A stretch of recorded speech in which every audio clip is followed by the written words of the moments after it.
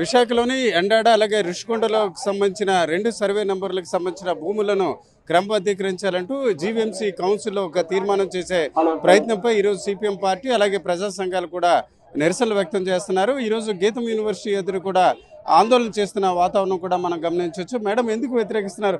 చాలా చోట్ల కూడా భూములు క్రమబద్ధీకరించడం అట్లా జరుగుతుంది కదా. గీతం యూనివర్సిటీ యాజమాన్యం 54 ఎకరాల 79 సెంట్ల భూమిని ఆక్రమించడమే కాదు, దాన్ని రెగ్యులరైజ్ చేయాలని చెప్పేసి రేపు జీవీఎంసీలో దాని మీద తీర్మానం పెట్టాలని చెప్పేసి అన్నది నిస్సిగ్గుగా ఈ విశాఖ ఎంపీగా ఉన్న భరత్ ఆ రకంగా చెప్పడం అనేది సరైనది కాదు. అసలు పేదవాళ్ళు చాలా మంది ఉన్నారు, వేలాది మంది విశాఖపట్నంలో ఇళ్ల స్థలాలు ఇవ్వాలి అని చెప్పేసి అప్లికేషన్లు పెట్టుకుని ఉన్నారు, డబ్బులు కట్టిన వాళ్ళు ఉన్నారు. వాళ్ళెవరికి కూడా కనీసం ఇల్లు ఎక్కడ చూపించలేదు, కనీసం డబ్బులు కట్టిన వాళ్ళకి డీడీలు కూడా ఇవ్వలేదు. అలాంటి పరిస్థితిలో ఈరోజు రాజకీయంగా ఎంపీ స్థాయిలో ఉన్నవాళ్ళు, ఎమ్మెల్యే స్థాయిలో ఉన్నవాళ్ళు ఈ రకంగా పేదల భూముల్ని ఆక్రమించడం అనేది సరైనది కాదు. పేదవాళ్ళు ఎవరికైనా అవసరమైతే ఎంపీల దగ్గరికి వెళ్తారు, ఎమ్మెల్యేల దగ్గరికి వెళ్తారు. కంచె చేని మేసినట్లుగా ఎంపీగా ఉన్న శ్రీభరత్ గారే ఈ రకంగా ఆక్రమించడం అనేది చాలా దుర్మార్గం. కాబట్టి ఇప్పటికైనా ప్రభుత్వం ఆ భూములన్నింటినీ కూడా స్వాధీనం చేసుకొని పేద ప్రజలకు ఇవ్వాలని చెప్పేసి అన్నది మేము కోరుతున్నాం. పేద ప్రజలు ఎక్కడైనా ప్రభుత్వ స్థలాల్లో కనుక వేసుకుంటే వాళ్ళని బుల్డోజర్లు పెట్టి పాకలు తీసేసి వాళ్ళని అరెస్ట్ చేయడం అనేది జరుగుతుంది. ఈ రకంగా ఈ ప్రభుత్వం ఎవరి పక్షాన ఉన్నది అనేది స్పష్టంగా అర్థమవుతుంది. అంటే వీళ్ళు రాజకీయ పదవులు ఉపయోగించుకొని, ఎంపీ పదవులు ఉపయోగించుకొని ఈ రకంగా భూ కబ్జాలు చేయడం అనేది గతంలో ఉన్న ప్రభుత్వం ఈ రకంగా చేస్తుంది. మా ప్రభుత్వం వస్తే ప్రభుత్వ భూములన్నింటినీ కూడా మేము కాపాడుతాం, పేదలందరూ కూడా ఇస్తామని చెప్పిన తెలుగుదేశం ప్రభుత్వం చేయటం అనేది చాలా దుర్మార్గం. ఇదేనా కూటమి ప్రభుత్వం వాళ్ళు రాజకీయ పలుకుబడిని ఉపయోగించుకొని ఈ రకంగా భూములు కబ్జా చేయడం అనేది. కాబట్టి ఇప్పటికైనా శ్రీభరత్ ఎవరైతే ఉన్నారో వెంటనే ఎంపీని అరెస్ట్ చేసి ఆ భూములన్నింటినీ కూడా ప్రభుత్వం స్వాధీనం చేసుకొని పేదవాళ్ళకి ఇవ్వాలని చెప్పేసి సిపిఎం పార్టీగా డిమాండ్ చేస్తా ఉన్నాం. ఎందుకు ఈ రకంగా వ్యతిరేకిస్తున్నారు? పార్టీ పరంగా ఏమైనా నిర్ణయమా? ప్రజలు దీని మీద మద్దతు ఉన్నారా? ఈరోజు విశాఖపట్నం మున్సిపాలిటీలో రేపు 30వ తారీఖున రెగ్యులర్ చేసుకోవడానికి చెప్పేసి తీర్మానం పెట్టింది ఇదే పాలకపక్షం. మేము అడుగుతుందో ఇదే జీవీఎంసీ విశాఖపట్నంలో 134,000 మందికి పేదలకి కనీసం 40 గజాలు 60 గజాలు ఇల్లు స్థలాలు లేవు అని చెప్పేసి నిర్ణయం చేసింది, గుర్తింపు కార్డులు ఇచ్చింది. మరి అటువంటప్పుడు ఇక్కడ విశాఖపట్నం నగరంలో స్థలాలు లేవు, పేదలందరికీ ఇల్లు ఇవ్వలేమని చెప్పేసి చెప్తా ఉన్నారు. మరి అటువంటిది మరి గీతం 54 ఎకరాలు ఇప్పుడు ఆక్యుపై చేసింది, ఇంతకుముందు 69 ఎకరాలు ఆక్యుపై చేసింది. మరి ఇవన్నీ కలిపి ఈ రెండు కలిపితే 1,50,000 అంటే ఎకరా మొత్తం 100 ఎకరాలు సంబంధించి 110 ఎకరాలు సంబంధించి ఈరోజు పేదలందరికీ ఇక్కడ మొత్తం 1,34,000 మందిలో సగం మందికి ఇల్లు స్థలాలు ఇవ్వచ్చు. కాబట్టి ఈరోజు విశాఖపట్నంలో పేదలు అనేక దగ్గరలో ఈరోజు పోరాటం చేసి ఈరోజు 60 గజాలు ఆక్యుపై చేసుకుంటే వాళ్ళందరి మీద కేసులు పెట్టి ఈరోజు ఇదే జైల్లో 20 రోజులు 30 రోజులు పెట్టారు.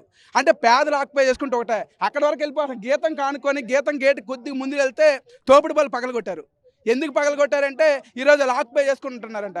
అంటే ఈరోజు తోపుడు బళ్ళు పెట్టుకొని స్వయం ఉపాధి సంపాదించుకుంటున్న వాళ్ళ మీద మాత్రం మొత్తం షాపులు పగలగొడతారు, అరెస్టులు చేస్తారు. మరి గీతం యూనివర్సిటీ యాజమాన్యం ఒక భరత్ అంటే సినిమాలో చెప్పినట్టు భర్తని నేను భూములు ఆక్యుపై చేస్తాను, ఏదైనా చేస్తాను అని చెప్పి చెప్పడానికే నువ్వు చేసేది.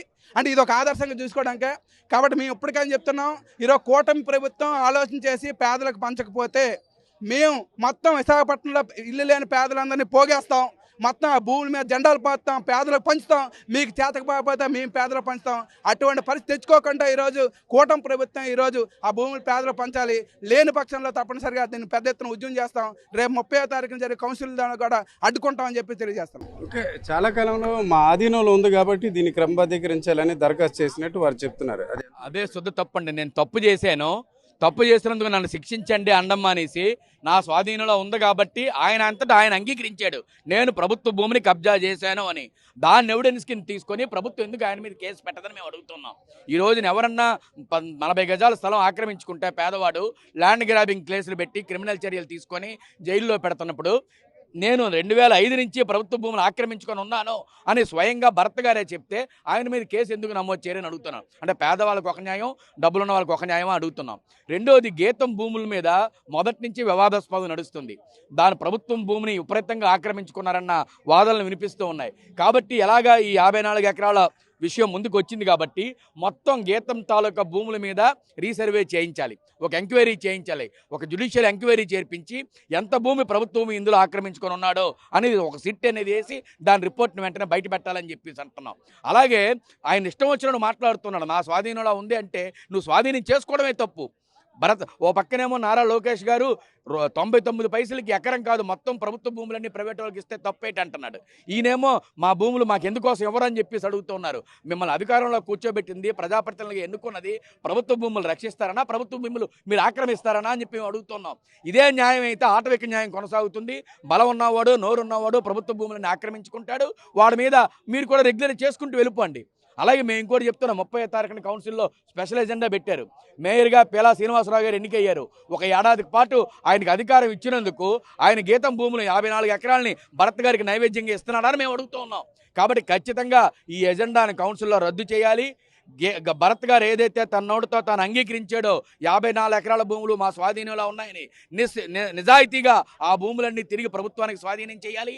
మొత్తం ప్రభుత్వ గీతం యూనివర్సిటీ మీద రీఎంక్వైరీ జరపాలి. ఆ భూములు ఏవైతే ప్రభుత్వ భూములు ఉన్నాయో ఆ ప్రభుత్వ భూములన్నింటినీ ప్రభుత్వం వెనక్కి తీసుకోవాలి. ఈ భూ కబ్జాకు పాల్పడిన వారిని కఠినంగా శిక్షించాలి. ఇది మేము డిమాండ్ చేస్తున్నది. దీని కనుక అమలు చేయకపోతే భవిష్యత్తులో ప్రభుత్వ భూముల రక్షణ కోసం పెద్ద ఎత్తున ఉద్యమిస్తామని చెప్పి తెలియజేస్తా ఉన్నాం. ఇది ఈరోజు విశాఖలోని రుషికొండ వద్ద వేరు ప్రజా సంఘాలు అలాగే సిపిఎం పార్టీ కూడా నిరసన వ్యక్తం చేస్తున్న పరిస్థితి. ఏదైతే గీతం భూములను క్రమబద్ధీకరించాలంటూ ఈ నెల 30వ తేదీన జీవీఎంసీ కౌన్సిల్లో ఒక తీర్మానం చేయాలన్న ప్రతిపాదనపై వీరంతా కూడా నిరసన వ్యక్తం చేయడమే కాకుండా గీతం భూములకు సంబంధించి ఒక సిట్ వేసి విచారణ జరిపించాలని కూడా సిపిఎం పార్టీ డిమాండ్ చేస్తుంది. కెమెరా పర్సన్ తిరుపతితో రామచంద్ర, RTV, రుషికొండ నుంచి. చరిత్ర సృష్టించినోడు ఇప్పుడు ఆ చరిత్రని తిరగరాయబోతున్నాడు. అబద్ధాల గోడల్ని బద్దలు కొట్టి నిజాలను రాగా మీ ముందుంచబోతున్నాడు. నిజమైన వార్తల కోసం వెంటనే డౌన్లోడ్ చేసుకోండి రా యాప్ని.